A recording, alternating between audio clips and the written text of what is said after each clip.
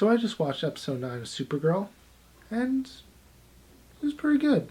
And I'm assuming if you watch this video, then you've also watched episode 9 of Supergirl. But if you haven't, here's your spoiler warning. And there it goes. So, episode 9, or rather episode 8, kind of ends with this cliffhanger, as most season finales or episode or mid-season finales do. And, you know, I'm not crazy about them, I'll be honest. Yes, it gets me hooked for the next season, but this particular episode reminded me a lot of Amazing Spider-Man 2, because you had Non and Kara going at it, and I'm like, ooh, cool, they're going to fight, and then they don't. And you have to wait till however long you had to wait. I only had to wait a couple days because I just started watching it a couple days ago.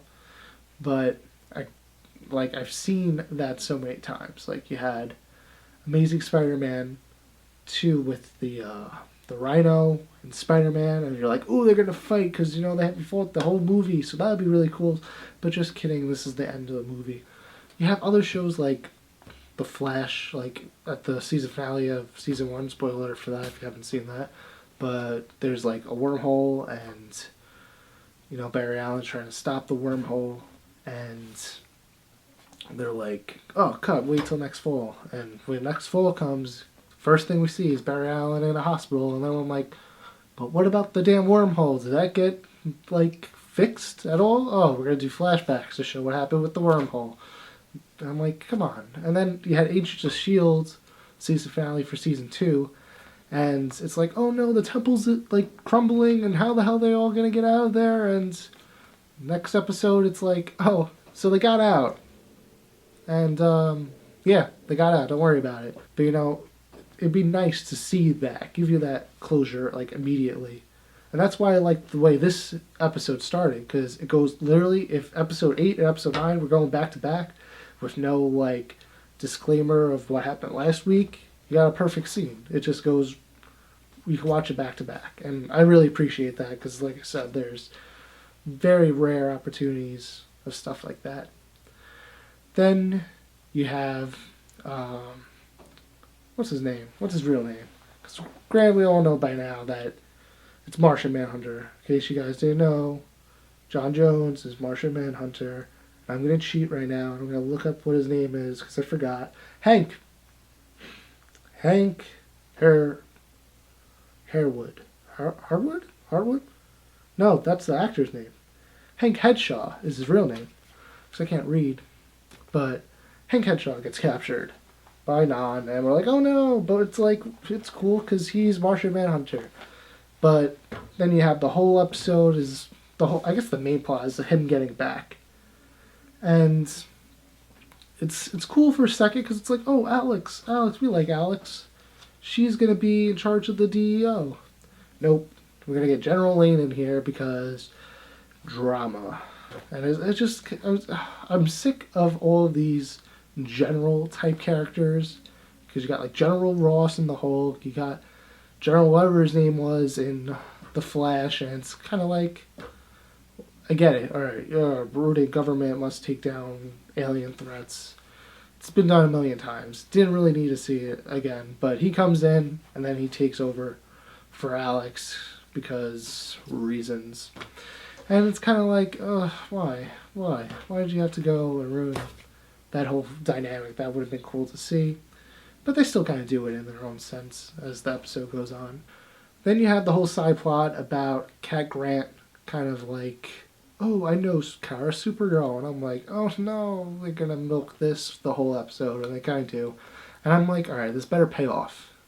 And I think it did. I got a good chuckle out of it. So, even it caught me off guard for a second. I'm like, whoa, how is Kara and Supergirl in the same room? How does that work? Oh, are they using some sort of, I don't know, what do you call those things?